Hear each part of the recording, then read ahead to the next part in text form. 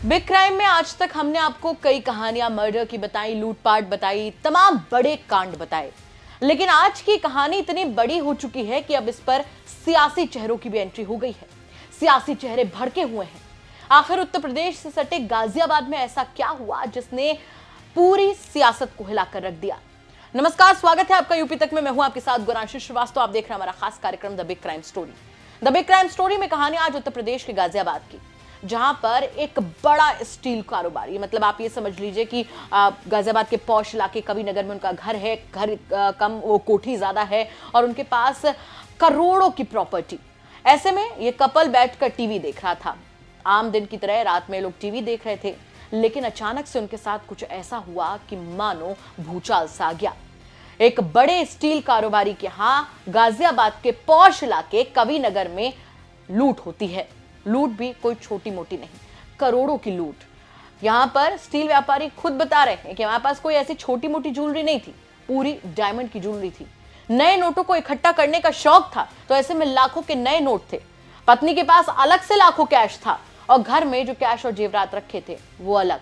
ये मामला इतना बड़ा बन चुका है कि अब इस पर चंद्रशेखर आजाद, जो कि नगीना से सांसद और भीम आर्मी चीफ हैं, भड़के हुए हैं। हम आपको दिखाएंगे कि चंद्रशेखर आजाद ने क्या कुछ कहा है, लेकिन पहले आपको पूरा मामला बता देते हैं विस्तार से। उत्तर प्रदेश का गाजियाबाद, जहां से एक ऐसी खबर सामने आई जिसको लेकर सियासी चेहरे भी भड़के हुए हैं। एक ऐसा जिला जो देश की राजधानी के करीब है, वहां से ऐसी खबर सामने आई जो किसी को भी हैरान करके रख देगी।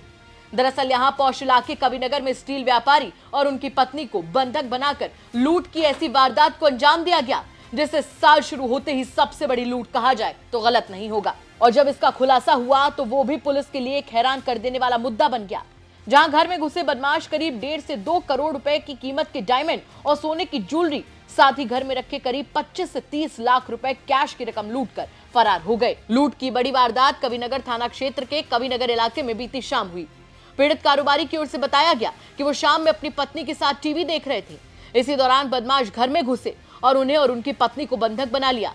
बड़ी बात यह है कि इस दौरान बदमाश घर में साफ सफाई का काम करने वाले नौकर चंदन से भी लगातार फोन पर बात करते रहे, जो ये बताता रहा कि कहां पर क्या कुछ रखा है। बिहार का रहने वाला चंदन कोई नया नौकर नहीं है, बल्कि पिछले 2 सालों से उनका काम कर रहा था। उस रात जब घर से चंदन बाहर निकला था तो ये कहकर निकला था कि घर का दरवाजा ना बंद करें। वो लोग कहां इस बात को जानते थे कि ये चंदन की चाल का एक हिस्सा है। मैं टीवी देख रहा था मिसेज के साथ, वो जो है 2 आदमी अंदर घुस गए। एक बाद में सोचते हैं कि हमारा जो चौकी जो घर में रहता था, जो साफ सफाई का काम करता, वो भी मिला हुआ था। वो बेर में जो मुझे कह रहे थे चंदन चंदन चंदन, और उनको सब चंदन से फोन पे बाकायदे बात हो रही थी। यहाँ ऐसे बोलो, यहाँ पर ये है, यहाँ पर ये है। तो उन्होंने जो है हमसे बोला कि भाई, बोले कि भाई क्या है क्या है। बोले क्या नहीं, हम लूटे रहे हैं, हमें पैसा चाहिए और तुम ये देखो। अंदर ले गए, 2 इसी का गला पकड़ लिया, 2 जने थे, मेरा पकड़ लिया। अंदर जो है ड्रेसिंग रूम में ले गए, वहाँ पर अलमारी खुलवा ली। अलमारी खुलवा के बोले उन्होंने कैश भरना शुरू कर दिया, जो भी था। उसके बाद मेरी जो ड्रॉ है उसमें नए नोट रखने का मेरा शौक सा है पुराना। तो 10-15 लाख रुपए उसमें होंगे, 5-10 लाख रुपए मैडम के पास होंगे, वो सब ले गए। तकलीफ ये है कि जो उन्होंने चाबी थी हमारे पास, वो स्टोर की थी, उन्होंने स्टोर भी खोल लिया और वहाँ पे जो ज्वेलरी रखी थी वो सब ले गए।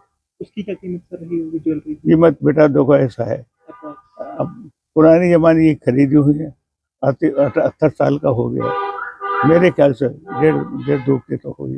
1.5-2 करोड़ का और क्या बेटा, लाख रखा है सब डायमंड की ज्वेलरी। वहीं इस पूरे मामले पर भीम आर्मी चीफ और नगीना से सांसद चंद्रशेखर आजाद भी फायर है। सोशल मीडिया प्लेटफॉर्म एक्स पर पोस्ट करते हुए चंद्रशेखर आजाद ने लिखा कि गाजियाबाद में स्टील कारोबारी के घर में करोड़ों रुपए की इस सबसे बड़ी डकैती ने उत्तर प्रदेश में कानून व्यवस्था पर गंभीर सवाल खड़े कर दिए हैं। उत्तर प्रदेश में निवेश करने के लिए कारोबारियों से किए गए सुरक्षित कारोबारी माहौल वाले वादे के बावजूद गाजियाबाद में हुई सबसे बड़ी डकैती की घटना यह साबित करती है कि अपराधी बेखौफ है और प्रशासन उनकी गतिविधियों को रोकने में असमर्थ दिख रहा है। कारोबारी समाज, जो कि प्रदेश की आर्थिक रीढ़ है, इस प्रकार की घटनाओं के चलते भय और असुरक्षा में जीने व कारोबार करने को मजबूर है। नेशनल क्राइम रिकॉर्ड ब्यूरो के अनुसार उत्तर प्रदेश में व्यापारियों के खिलाफ अपराधों में वृद्धि हुई है। इसीलिए मुख्यमंत्री योगी आदित्यनाथ जी से मेरा सवाल है, क्या केवल बयानबाजी और दावों से प्रदेश की साख को बचाया जा सकता है? वहीं इस पूरे मामले पर पुलिस का क्या कुछ कहना है, चले सुनवाते हैं आपको।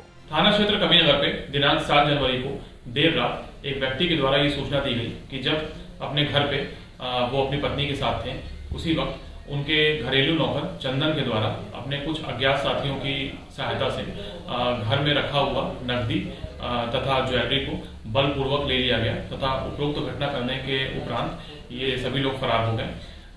उनकी तहरीर के आधार पर तत्काल ही सुसंगत धाराओं में अभियोग पंजीकृत कर लिया गया है तथा इसमें आरोपी अभियुक्त चंदन तथा अन्य साथियों की गिरफ्तारी के हेतु टीमें गठित कर दी गई हैं। शीघ्र ही इन्हें गिरफ्तार करके घटना का अनावरण किया जाएगा। अग्रिम वैधानिक कार्रवाई प्रचलित है। जरा सोच कर देखिए कि गाजियाबाद का सबसे पॉश इलाका, जहां पर इतने बड़े स्टील कारोबारी के यहां इतनी बड़ी लूट की वारदात हो जाती है कि अब सियासी चेहरे भी इस पर सवाल उठा रहे हैं।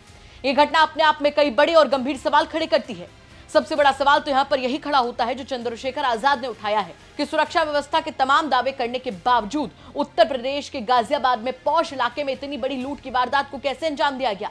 और उससे बड़ा सवाल यहां पर यह खड़ा होता है कि आखिर कैसे लुटेरे, बदमाश, चोर, उचक्के इतने बेखौफ होते जा रहे हैं कि किसी के भी घर में घुसकर लूट की इतनी बड़ी वारदात को अंजाम दे देते हैं। इन तमाम सवालों के साथ आपको छोड़कर जा रहे हैं। साथ ही आपसे भी कहना चाहेंगे कि अगर आपके आसपास के इलाके में कोई ऐसी बड़ी घटना होती है जो कि क्राइम की एक बड़ी खबर बन सकती है तो हमें कमेंट करके जरूर बताइएगा। हम उसकी तह तक जाएंगे, उसके बाद में उससे खबर के तौर पर आप तक जरूर पहुंचाएंगे। नमस्कार।